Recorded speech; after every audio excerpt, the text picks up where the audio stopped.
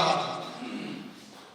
During the course of proceedings जज साहब यकायक बोले, कहते भारती जी आप तो आरक्षण से आए हो ना। पूरे के पूरे कोर्ट रूम के अंदर ठहके बजे, लोग तालियां बजा करके हंसे। लेकिन जो वकील हमारे दलित अधिकारी की पैरवी कर रहा था वो कहने लगा, जज साहब ये बहुत ही कर्मठ अधिकारी हैं और ये दो अधिकारियों को इन्होंने काम किया है। कहते मैं जानता हूं इन लोगों को, इन लोगों ने पैसे बहुत कमाते हैं लेकिन सारे खर्च कर देते हैं, टाइम पे इनके पास पैसे नहीं मिलते। उसके बाद फिर लोग हंसे। ये हाई कोर्ट के अंदर की बात है, ये कितने लिए शर्म की बात है, जहां न्याय का मंदिर जिसको कहते हैं, जो हमारे जो दलित समाज के जो और केसेस जो चल रहे होंगे, तो देखिए कितनी कुंठा भरी हुई है उस आदमी के अंदर। वो जज, वो आदरणीय जज बाबा साहब के बारे में क्या विचार रखता होगा? क्या वो भारतीय संविधान को मानता होगा? तो ऐसे जज जो ओपन कोर्ट के अंदर दलित अधिकारियों को प्रताड़ित करते हैं, तो ऐसे देश के अंदर बाबा साहब जैसे महान पुरुष पैदा हुए जिन्होंने आपकी दुर्दशा बदली। मैं चेतावनी भी देना चाहता हूं उन लोगों को जो बाबा साहब के नाम का आरक्षण का फायदा उठा करके इस कार्यक्रम में नहीं पहुंचे हैं। उनको मैं आज इस ऐतिहासिक दिन के ऊपर, इस पावन दिवस पर भी मैं नमन प्रेषित करता हूं, क्योंकि जिनकी वजह से आज आप अधिकारी बने, आप कर्मचारी बने, अगर उनका जन्म दिवस मनाने के लिए, उनका परिनिर्वाण दिवस मनाने के लिए आपके पास समय नहीं है, तो मैं समझता हूं कि आप भी मनुवादी हैं। आप भी जो है बाबा साहब के प्रति आपके मन के अंदर सम्मान नहीं है। मैं ज्यादा नहीं बोलते हुए, क्योंकि समय का अभाव है, मैं सिर्फ आपसे एक ही दरखास्त करूंगा कि जितने भी लोग आए, ये भी बहुत लोग हैं, बाबा साहब तो उस वक्त अकेले थे, तो बाबा साहब के कार्यक्रमों में ज्यादा से ज्यादा संख्या में पहुंच करके बाबा साहब की विचारधारा को बढ़ाने का काम करें, बाबा साहब के दर्शन को बढ़ाने का काम करें। यही मैं आप लोगों से उम्मीद करना चाहूंगा। बहुत बहुत धन्यवाद। जय हिंद। की बदौलत आज विधायक बने हैं, मेरे बहुत ही प्यारे और बहुत ही अच्छे मित्र भी हैं, और ये एक ही बात बोलते हैं कि हमने कौन विधायक बनने दे रहा, आज विधायक है तो बाबा साहब की बदौलत है। सारी मीटिंगें ऊपर कैंसिल करके हमारे बीच पहुंचे, सर आपका बहुत बहुत धन्यवाद। मैं अनुरोध करूंगा माननीय विधायक नापा साहब जी।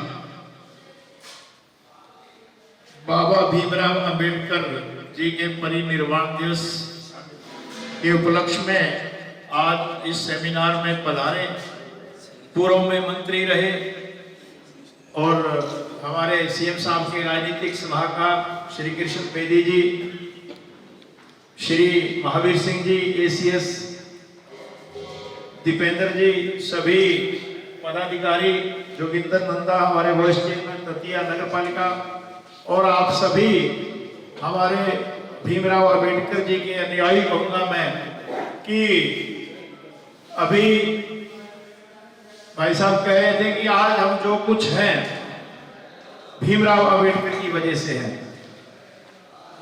और बहुत सी बातें ऐसी हैं, अगर भीमराव अंबेडकर जी नहीं होते तो शायद हम आज यहाँ नहीं होते। तो पीछे 26 नवंबर को संविधान दिवस के ऊपर विधानसभा चल रही थी, तो हमारे नेता प्रतिपक्ष हुड्डा जी ने एक बात कही वहां कि जो आज 90 विधायक हम यहाँ बैठे हैं वो संविधान की वजह से है। और मैंने जब मुझे बोलने का समय मिला तो मैंने एक बात जोड़ी कि जो हम 17 विधायक अनुसूचित जाति के यहाँ बैठे हैं वो भीमराव अंबेडकर की वजह से आज बैठे हैं। अगर हमें आरक्षण नहीं मिला था तो शायद हमारे में से एक भी व्यक्ति यहाँ नहीं होता। तो ऐसे हमारे भीमराव अंबेडकर जी, जिन्होंने की विषम परिस्थितियों में शिक्षा प्राप्त की और एक आदर्श बने, एक सारे एक देश का संविधान लिखा, चाहे वो मातृशक्ति है, महिला शक्ति है, उनको जो अधिकार आज मिले हैं वो भी भीमराव अंबेडकर जी ने दिलवाए। बहुत सी ऐसी बातें हैं कि जो हमें शिक्षा का, आज हम शिक्षा की वजह से यहाँ हैं, तो भीमराव अंबेडकर जी संविधान में लिख के गए कि अनुसूचित जाति या डिप्राइव्ड जितने वंचित लोग हैं उनकी शिक्षा का जो प्रबंध है वो सरकार करेगी, ये भी संविधान में लिख के गए। और बहुत से ऐसे हैं कि संविधान लिखा और आज जो देश चल रहा है उसी संविधान से चल रहा है। समय के अभाव की वजह से एक बार फिर मैं भीमराव अंबेडकर को याद करते हुए कि हमें हमेशा उनके जो हमारे प्रेरणा स्रोत रहे हैं उनकी जो शिक्षाएं हैं, उन्होंने जो लिखा है उसके मार्गदर्शन पे चले। और एक शिक्षा ही बहुत बड़ी पूंजी है जो हमारे पास है, और आज शिक्षा की वजह से हम यहाँ हैं। तो हम आगे कहेंगे कि हमारे समाज में जितना हो सके शिक्षा का और प्रचार प्रसार हो। हमारे एसएस हैं जो एजुकेशन बड़े लंबे समय से महावीर जी इस पोस्ट पे बैठे हैं एजुकेशन में, और मैं उनसे भी अपील करूंगा कि और कोई ऐसी पॉलिसी बढ़वाएं जिसमें सरकार भी, माननीय सीएम साहब तो हमेशा पॉजिटिव है ही।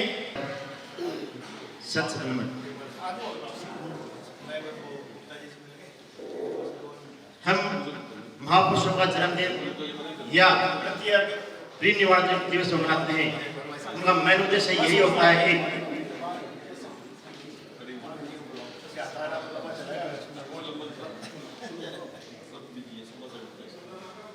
यही उद्देश्य होता है कि महापुरुषों के विचार और शिक्षा का ज्यादा से ज्यादा प्रसार और प्रसार होता है। बाबा साहब महापरिनिर्वाण दिवस मनाने का भी यही उद्देश्य है।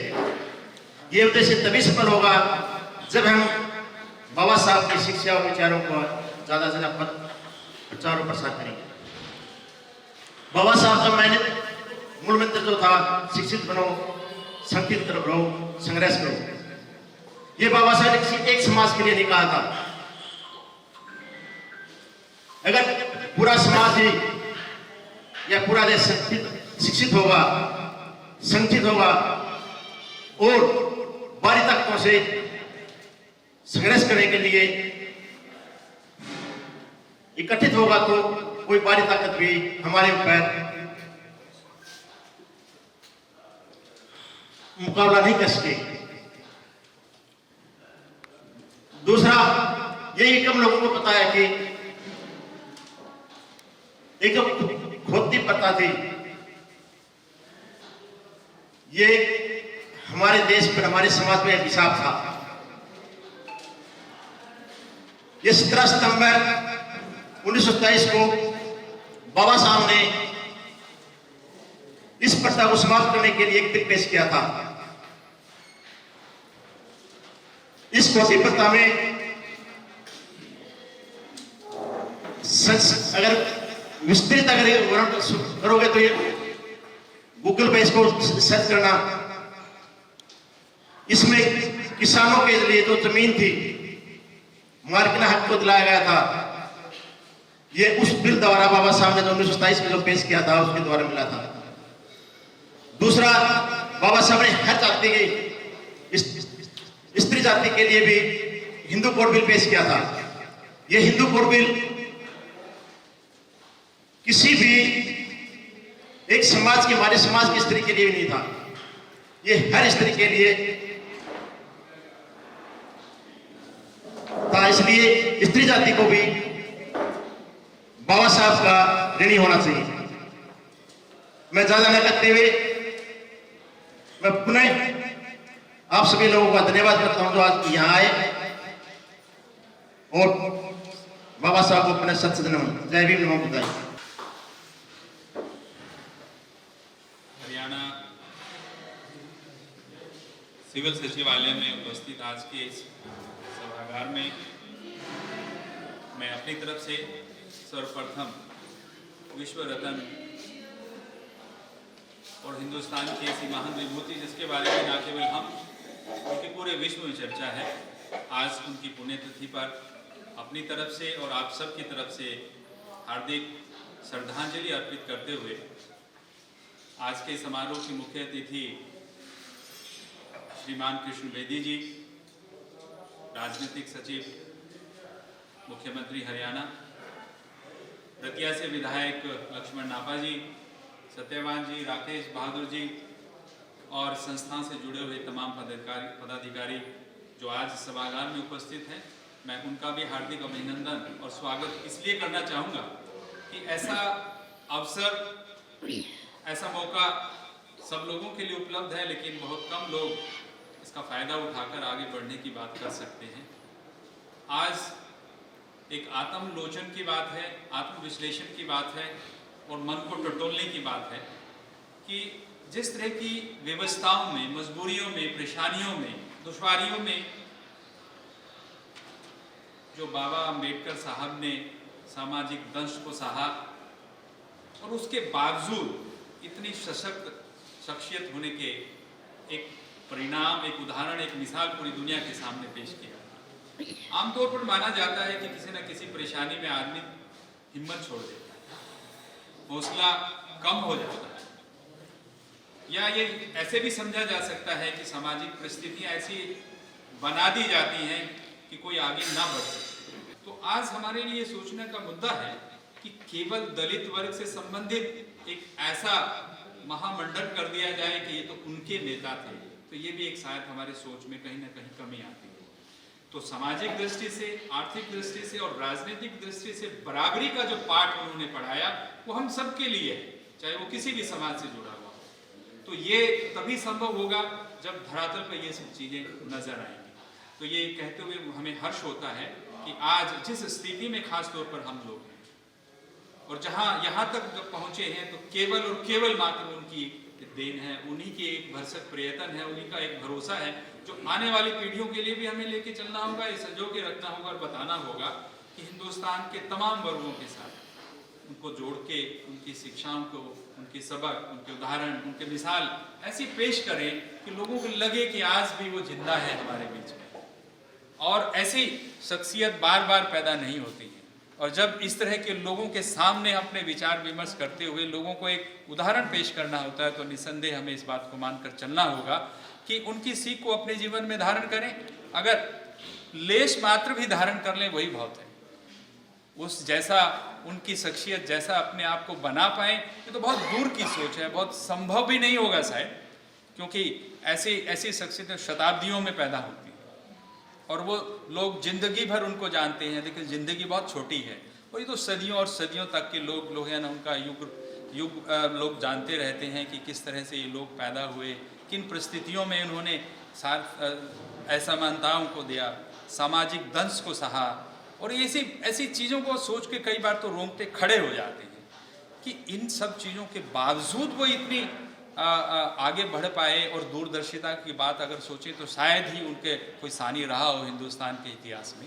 मैं ज़्यादा समय न लेते हुए आप सब लोगों का हार्दिक अभिनंदन और स्वागत करता हूं कि आज के इस मौके पर आज हम एक बार फिर इकट्ठा हों, अपने मन को टटोलें और आने वाली पीढ़ियों के बारे में सोचें कि ना केवल एक समाज से संबंधित एक ऐसा उदाहरण बना के रख दिया जाए, बल्कि ये कहें कि ये पूरे समाज के लिए आज हमारे लिए एक उदाहरण है, चाहे वो किसी भी समाज से जुड़ा हुआ हो, चाहे वो किसी भी तबके से जुड़ा हो। और सामाजिक, आर्थिक और राजनीतिक तीनों शख्सियतें आज यहाँ पर हमारे पास में हैं। सामाजिक दृष्टि से एक हमें ये आगे बढ़ने की तो बात है, और राजनीतिक दृष्टि से जो एक समान और एकता वाली जो बात होती है, उसके लिए भी कृष्ण बेदी जी हैं, लक्ष्मण नापा जी यहाँ पे हैं, तो एक सीख वो लेके जो चल रहे हैं, वो केवल संविधान को इस लहजे से देखा जाए कि हम आगे बढ़ गए हैं, ये नहीं, बल्कि ये हो कि पूरे समाज में ये किस तरह के विकास के चक्र को आगे बढ़ाने की बात है। तो ये सारे के सारे जो दर्शन हैं वो उनकी सीख से आते हैं, उनकी बातों से आते हैं, उनके दर्शन से आते हैं, उनकी कही गई बातों से आते हैं। और आज पूरे हिंदुस्तान में अगर व्यवस्था की परिवर्तन की बात करते हैं तो सामाजिक दृष्टि से हमें सबसे पहले सोचना होगा। तो आर्थिक और राजनीतिक जो दृष्टिकोण है उसको भी इसके साथ में जोड़ना होगा। तो मैं आप सब लोगों का हार्दिक अभिनंदन और धन्यवाद भी करना चाहूँगा इस मौके पर। मुझे भी ये उनको याद करने के, उनके स्मरण करने के लिए मौका मिला। आपका बहुत बहुत धन्यवाद। जय हिंद, जय भारत। अपनी बातों से देशभक्ति के जाम भरता हूँ, अपनी बातों से देशभक्ति के जाम भरता हूँ, जो भी करता हूँ सरेआम करता हूँ, और जैसा आज वक्त दस्तूर है मैं बाबा साहब के चरणों में अपना प्रणाम करता हूँ। जय भीम साथियों, जैसा कि मुझे वक्त मिला है, मैं एक गाने के माध्यम से अपने श्रद्धा सुमन बाबा साहब के श्री चरणों में पेश करना चाहता हूं और धन्यवाद करता हूं आज के अतिथि Shri Krishna Bedi ji, political secretary Haryana government, ACS Shri Mahavir Prasad ji और विधायक श्री नापा जी, लक्ष्मण नापा जी और सभी साथियों का। तो मैं उम्मीद करूंगा कि आप सब मेरा सहयोग देंगे ताकि मैं हौसले से गा सकूं। कैसे हम बन जाएं, बन के गुल मुस्काए, आठों पहर चमन से गुजरे जब जहरीली हवाएं, कैसे हम बन जाएं, हिंद में दीप जला बैठे पर जलना किसको सिखलाया, सड़क बनाई सड़कों पर चलना किसको सिखलाया, नियम बनाए नियमों पर ढलना किसको सिखलाया, और जन जन के डार दिए पर पलना किसको सिखलाया, पलना किसको सिखलाया, पलना किसको सिखलाया। बाबा साहब ने हमको बनाया, अब हम देश बनाए, कैसे हम बन जाएं, कैसे हम बन जाएं, बन के गुल मुस्काए, आठों पहर चमन से गुजरे जब जहरीली हवाएं, कैसे हम बन जाएं। जय भीम, धन्यवाद। अब हमारे बीच हमारी फेडरेशन के chairman under secretary Shri Pradeep Lamba ji पहुंच चुके हैं, उनका भी हम हार्दिक अभिनंदन स्वागत करते हैं। आज की इस श्रद्धांजलि समारोह के माननीय चीफ गेस्ट हमारी आन बान शान बब्बर शेर मेरे बड़े भाई कृष्ण बेदी जी से अनुरोध करूंगा कि वो आए और बाबा साहब जी को श्रद्धांजलि अर्पित करें। भारत रत्न संविधान निर्माता महामानव आधुनिक युग के डॉक्टर भीमराव अम्बेडकर जी के 66वें परिनिर्वाण दिवस पर आज हमारे सेक्रेटरीट की SC/ST यूनियन ने यहाँ पर सभागार में कार्यक्रम आयोजित किया और बतौर मुख्य अतिथि मुझे यहाँ पर आपने आमंत्रित किया, इसके लिए मैं आपका विशेष तौर से आभारी हूँ। और मैं आभार प्रकट करता हूँ हमारे बहुत ही वरिष्ठतम अधिकारी डॉक्टर महावीर सिंह जी, जो हरियाणा के नीति निर्धारण में एक महत्वपूर्ण भूमिका रखते हैं। वो आज की अध्यक्षता कर रही हैं। बहुत ही सम्मानित साथी हमारे रतिया से लोकप्रिय विधायक भाई लक्ष्मण नापा जी, आदरणीय भाई राकेश बहादुर जी, भाई प्रभु दयाल जी, हमारे SC/ST कर्मचारी federation of Haryana civil secretariat के अध्यक्ष भाई दीपेंद्र जी, पूर्व में प्रधान रहे भाई सत्यवान सरोहा जी, श्री सुरेश दैया जी, भाई नरेंद्र जी, भाई स्तेंद्र प्रदीप जी, मैडम कृष्णा सहरावत जी, भाई जोगिंद्र रंगा जी, भाई मुकेश जी, भाई राजेश लोहट जी, सुरेश मोरखा जी, श्री राकेश जी प्रधान और जितेंद्र गौरी जी, भाई सुखिंदर गुमटी जी, हमारे रतिया से नवनियुक्त नगर पालिका के वाइस चेयरमैन योगेंद्र नंदा जी। मित्रों, आज जहां हम इस महत्वपूर्ण कार्यक्रम में उपस्थित हैं, मेरा 33 साल का सार्वजनिक जीवन होगा डॉक्टर साहब। ये कोई मैं मुंह से नहीं बोल रहा, ये दिल से बोल रहा हूं। और 33 साल के सार्वजनिक जीवन में शायद मुझे गिनती भी नहीं होगी कि डॉक्टर साहब के ऊपर कितने सेमिनार, कितने कार्यक्रम आयोजित किए या उनमें सम्मिलित रहा। परंतु मैं आप सभी से एक निवेदन करूंगा, आज डॉक्टर महावीर जी ने जिस विचार और सोच को आज आपके सामने और जिन शब्दों में प्रस्तुत किया, इसके लिए मैं दिल की गहराइयों से आपका आभार प्रकट करता हूँ और सभी से निवेदन करते हुए जोरदार तालियां बजाएं।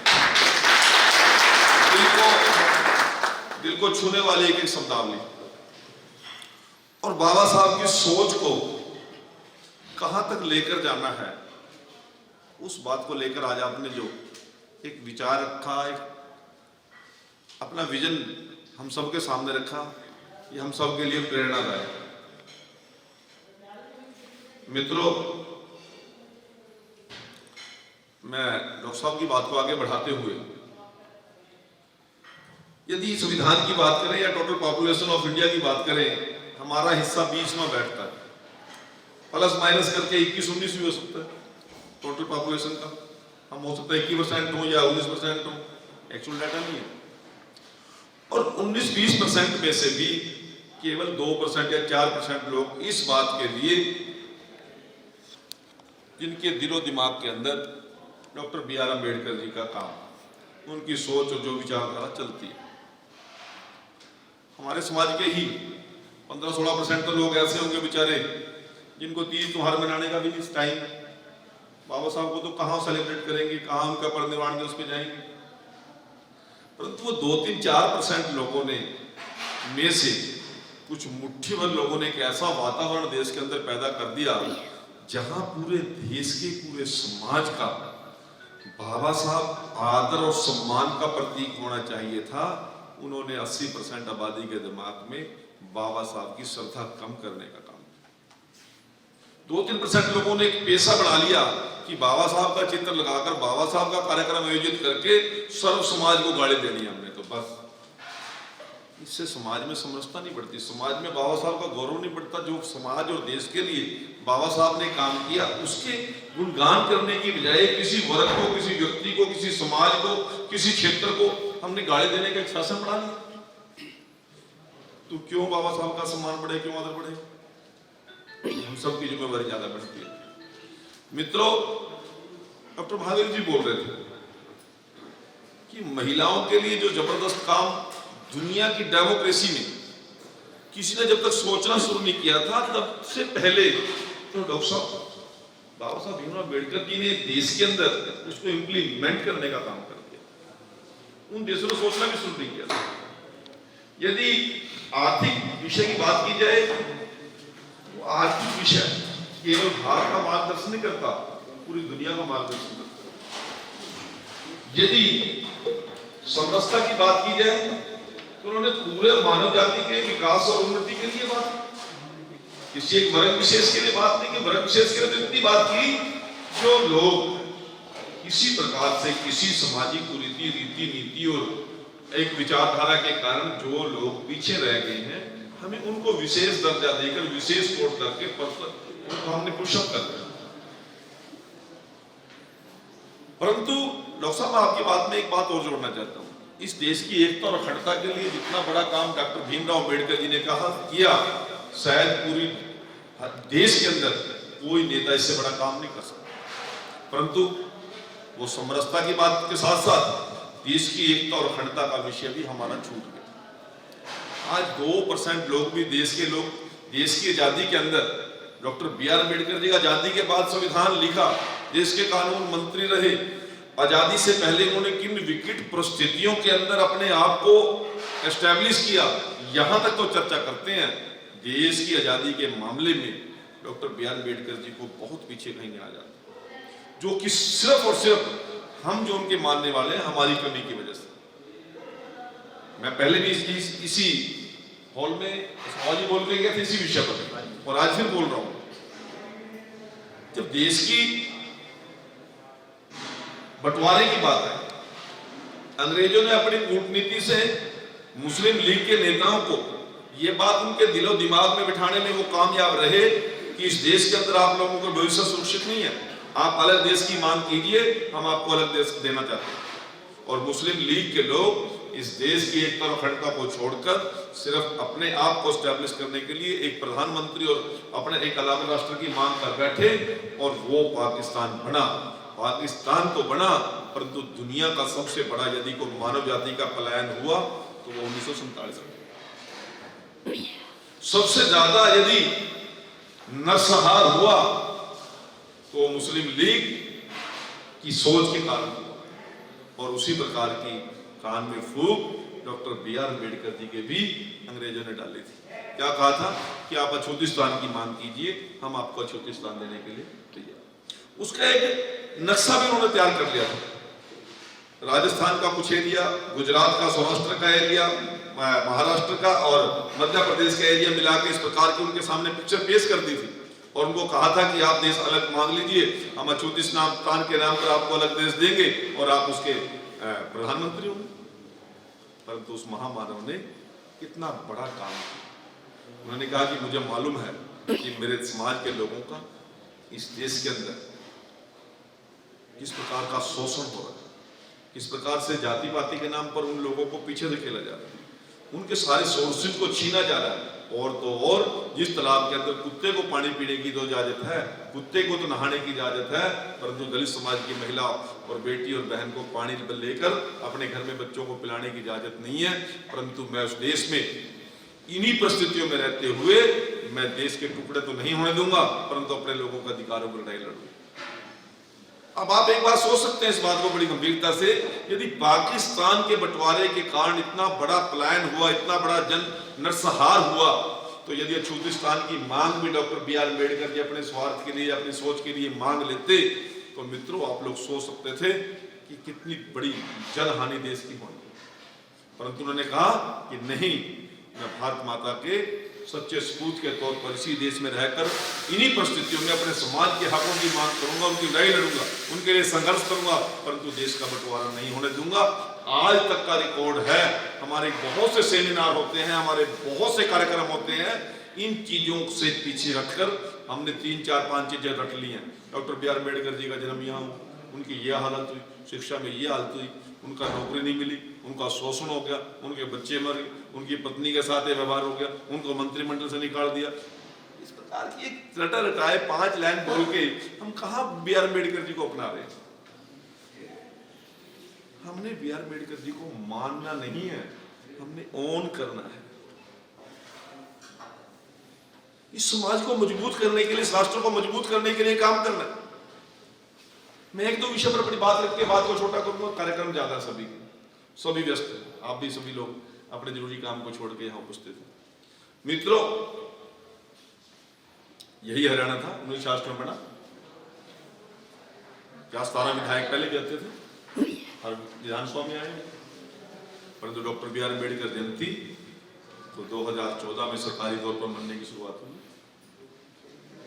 क्या विजन नहीं था? क्या सरकार का विजन नहीं था? हमने सरकारी तौर पर डॉक्टर B.R. अम्बेडकर जयंती, डॉक्टर कबीर वाल्मीकि जयंती, संत शिरोमणि कबीर जयंती, संत शिरोमणि रविदास जयंती सरकारी तौर पर मनाने की शुरुआत की। महोदय ने कीमती समय में से समय निकाल के यहाँ आए। फेडरेशन आप सबका हार्दिक धन्यवाद करती है। धन्यवाद। जय भीम। हमारे सचिवालय की SC/ST एम्प्लॉय फेडरेशन ने इस सभागार में कार्यक्रम आयोजित किया, जहां मैं यहाँ की फेडरेशन का आभार प्रकट करता हूँ। वहाँ विशेष तौर पर इस कार्यक्रम की अध्यक्षता करने के लिए हमारे बीच में हमारे बहुत ही वरिष्ठतम अधिकारी डॉक्टर महावीर जी ACS हैं हरियाणा सरकार में, और हमारे रतिया से विधायक भाई लक्ष्मण नापा जी विशिष्ट अतिथि के तौर पर हमारे बीच में पहुँचे हैं। राकेश बाबू जी और सारी टीम का मैं यहाँ पहुँचने पर आभार प्रकट करता हूँ। वहाँ डॉक्टर B.R. अम्बेडकर जी ने केवल एक वर्ग के लिए या एक क्षेत्र के लिए ना, पूरी मानव जातीय कल्याण के लिए जो विचारधारा और संविधान के माध्यम से पेश किया, उसके लिए हम सबको उनका आभारी रहना है। उनकी विचारधारा को, उनकी सोच को लेकर हमने सरकारों से उस प्रकार के कार्यों को इम्प्लीमेंट कराना है। ये हम सबकी सोच होनी चाहिए। और जिस स्थान पर हम बैठ गए जाकर डॉक्टर साहब की कृपा से या उनके संविधान की कृपा से, तो हमें अपने आसपास का क्षेत्र में जरूर देखना चाहिए कि डॉक्टर साहब ने हमें किस जिम्मेदारी के तहत ये एक मौका दिया था, और उस मौके को हमने समाज के लिए क्या कर रहे हैं। ये हम सबकी बहुत महत्वपूर्ण जिम्मेवारी बनती है। और बहुत सी चीज़ें ऐसी हैं जो हुई हैं देश के अंदर, बहुत सी ऐसी चीज़ें हैं जिनको होना है और वो करने की आज स्थिति में हम सब लोग हैं।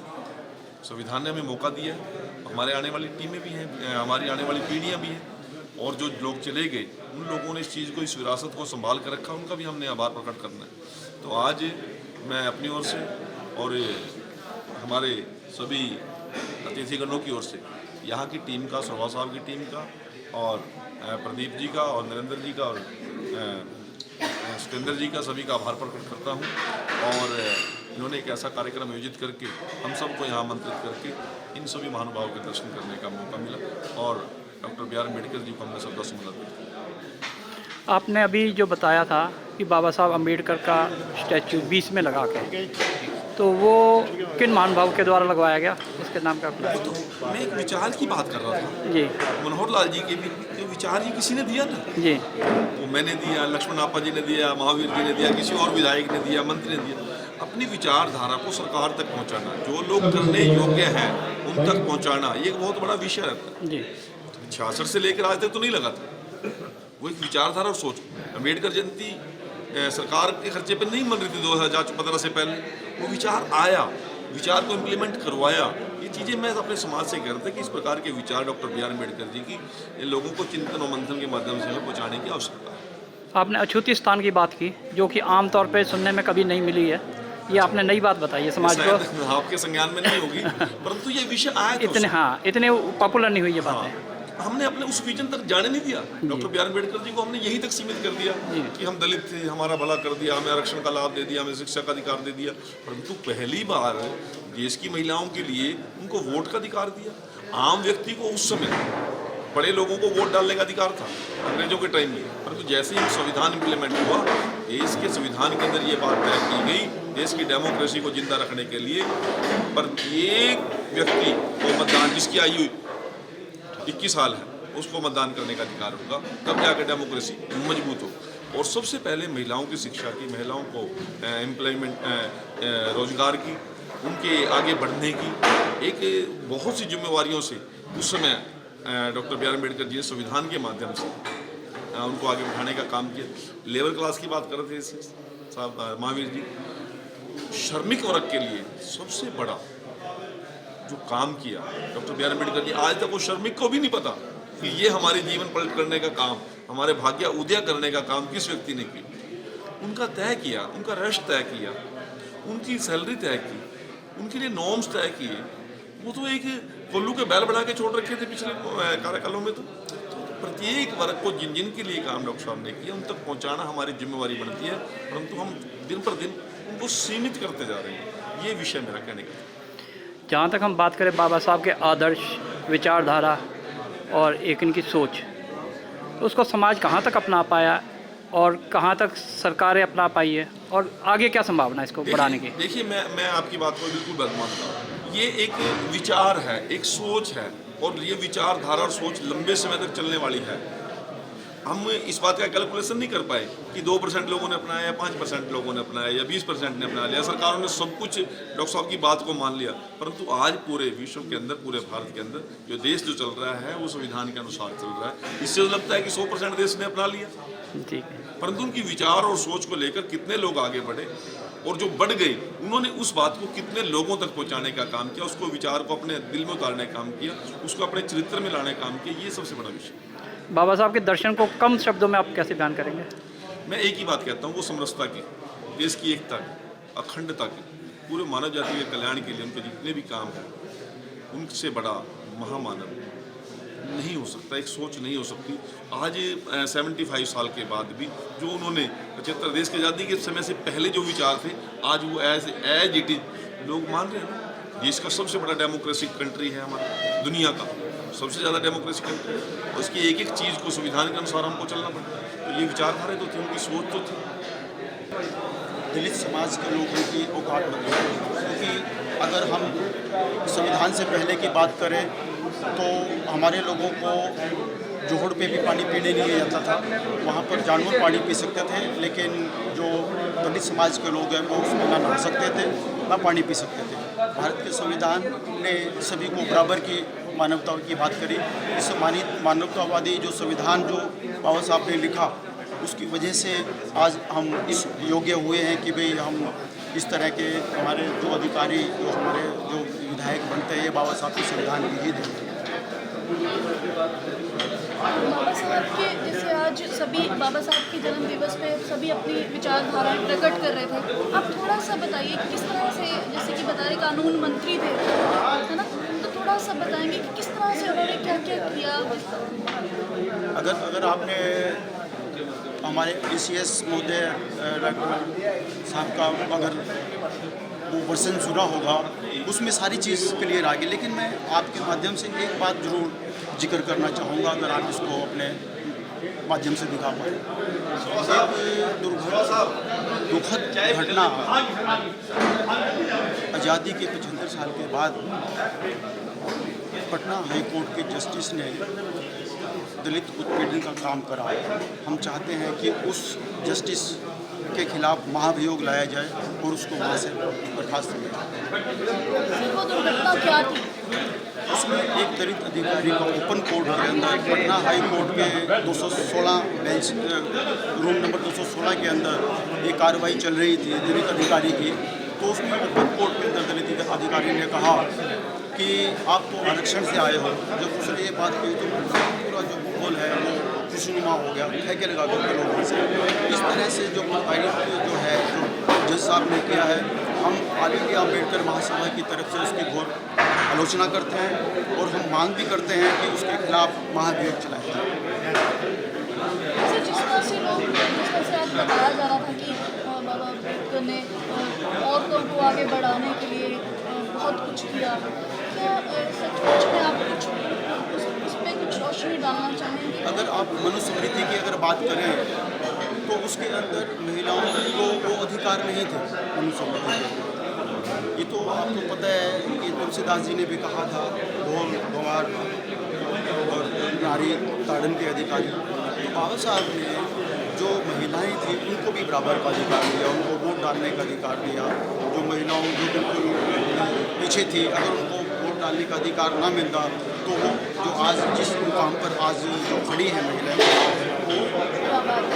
तो जिस तरह से आप सब देख सकते हैं कि आज सर ने हमारे साथ बहुत अच्छे विचारधारा पूरी प्रकट की, तो मैं सर को बहुत बहुत आज के दिन की शुभकामनाएं देना चाहूँगी।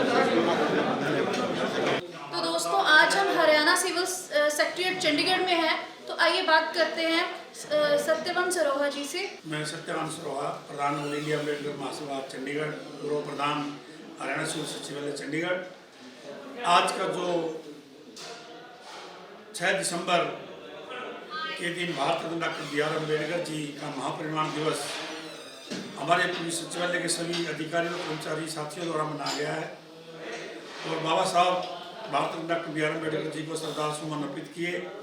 आज के इस प्रोग्राम के हमारे मुख्य अतिथि श्रीमान कृष्ण बेदी जी, राजनीतिक सचिव मुख्यमंत्री हरियाणा सरकार, अध्यक्षता कर रहे हमारे doctor Mahavir Singh ji, additional chief secretary education Haryana सरकार, और हमारे बीच श्री दीपेंद्र नप्पा जी विधायक पहुंचे। और आज कालका से चल करके ऑल इंडिया अम्बेडकर महासभा के राष्ट्रीय कार्यकारी अध्यक्ष श्रीमान राकेश बहादुर जी अतिविशिष्ट अतिथि के रूप में हमारे बीच में आए। आज का यह प्रोग्राम फेडरेशन के प्रधान भाई दीपेंद्र मलिक जी की अगुवाई में रहा। भारत रत्न डॉक्टर BR अम्बेडकर जी हमारे देश की आन बान व शान, जिन्होंने भारत का संविधान और नारी मुक्तिदाता के रूप में हम इनको मानते हैं। भारत रत्न डॉक्टर BR अम्बेडकर जी का जो संविधान दिवस, महापरिनिर्वाण दिवस और भारत रत्न डॉक्टर BR अम्बेडकर जी की जयंती हरियाणा सिविल सचिवालय के अंदर पहले कभी नहीं मनती थी। 2018 में जब मैं प्रधान था तो तब मैंने शुरू की तो बहुत ही जोर शोर से हम यहाँ मनाते हैं।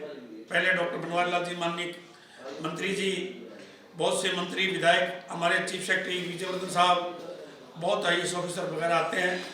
और बात करें डॉक्टर BR अम्बेडकर जी, हमारे देश के वो सूरज हैं जिनकी रोशनी में आज हमारे देश की हमारी महिलाएं, माताएं, बहनें, बेटियां, जो कि आज राष्ट्रपति, देश की मंत्री, केंद्रीय मंत्री हवाई जहाज तक, जो भी आज हमारी पंच सरपंच जो बाबा साहब ने संविधान के अंदर हमारी माता और बहनों को और महिला शक्ति को जो दिया। अभी आपने देखा कि हरियाणा के अंदर भी सरपंच महिलाएं काफी संख्या में बनकर के आई हैं। ऐसे महापुरुष, ऐसे परमात्मा का रूप हम बोलते हैं कि भगवान का ही अवतार Bharat Ratna doctor B are Ambedkar ji ने जो देश का नाम वर्ल्ड के अंदर भी छाया है, बल्कि अमेरिका ने तो ये कहा था कि अगर ये Bharat Ratna doctor B are Ambedkar ji हमारे देश अमेरिका में जन्म लेते तो हम इसको सूर्य की उपाधि देते। लेकिन Bharat Ratna doctor B are Ambedkar ji का जो महापरिनिर्वाण दिवस है आज पूरे देश में नहीं वर्ल्ड के अंदर मनाया जा रहा है। मैं ऐसे महापुरुषों को ऑल इंडिया अम्बेडकर महासभा की चंडीगढ़ की ओर से नतमस्तक होते हुए श्रद्धांजलि अर्पित करता हूं और सरकार से, भारत सरकार से और हरियाणा सरकार से एक अपील करूंगा कि Bharat Ratna doctor B are Ambedkar ji ने जो संविधान के अंदर जो राइट दिए हैं उन सभी राइटों को लागू करें और भारत के बाबा साहब के सपने जो संविधान के अंदर पढ़ते हैं तो उनको भी पूरा करें। माता और बहनों का जो अभी 50% का सरपंच का किया है, हम इसी तरह सरकार से कहेंगे कि जो भी हमारी SC BC या पूरी प्रदेश की गरीब समुदाय से कोई भी हो उनका पूरा ध्यान रखे सरकार। मैं ज़्यादा कुछ ना कहते हुए आपका चैनल का और आपकी पूरी टीम का ऑल इंडिया अम्बेडकर महासभा चंडीगढ़ की ओर से, हरियाणा सिविल सचिवालय के पूरे स्टाफ की ओर से मैं आपका बहुत बहुत आभार करता हूं कि आपने हमारा जो ये आज का प्रोग्राम को कवर किया। और मैं अनुरोध करता हूं कि सरकार हमारी इस आवाज़ को सुने और इस जो आज बाबा साहब का जो महापरिनिर्वाण दिवस है इसको ऊपर भी सरकार अगर आरएच, क्योंकि देश के सबसे बड़े महान विद्वान, सबसे ज़्यादा पढ़े लिखे बाबा साहब बी आर अम्बेडकर जी हैं। तो देश का प्राइम मिनिस्टर बने, राष्ट्रपति बने, संविधान के तहत बनते हैं तो महापरिनिर्वाण दिवस के ऊपर भी सरकार एक अवकाश घोषित करने की कृपा करें। मैंने यहाँ हरियाणा सरकार से 3-4 साल से अपील करता रहा हूँ कि Bharat Ratna doctor B are Ambedkar ji का एक यहाँ भीम कॉन्फ्रेंस हॉल बने और VIP जो गेट है हरियाणा सिविल सचिवालय का उसके अंदर Bharat Ratna doctor B are Ambedkar ji की फोटो लगे। डॉक्टर बनवारी लाल जी केंद्रीय हमारे मंत्री जी हैं, उन्होंने भी लिखा है, सरकार को भी लिखा है, लेकिन मैं क्या कहूँ कहाँ वो डिले है। और सरकार खुद कोशिश करें कि हमारी जो मांग है सेक्टर के अंदर कोई भी साथी किसी भी समाज का और रिटायरमेंट होता है अधिकारी तो कोई भी रिटायरमेंट के लिए कोई जगह नहीं है। हमने ऐसे ही कैंटीनों का प्रबंध करना पड़ रहा है। तो मैं एक बार फिर आपके चैनल से मैं माननीय हरियाणा सरकार से अपील करूंगा कि हरियाणा सिविल सचिवालय के अंदर एक भीम कॉन्फ्रेंस हॉल बने। जय भीम, जय एकता, जय संघर्ष।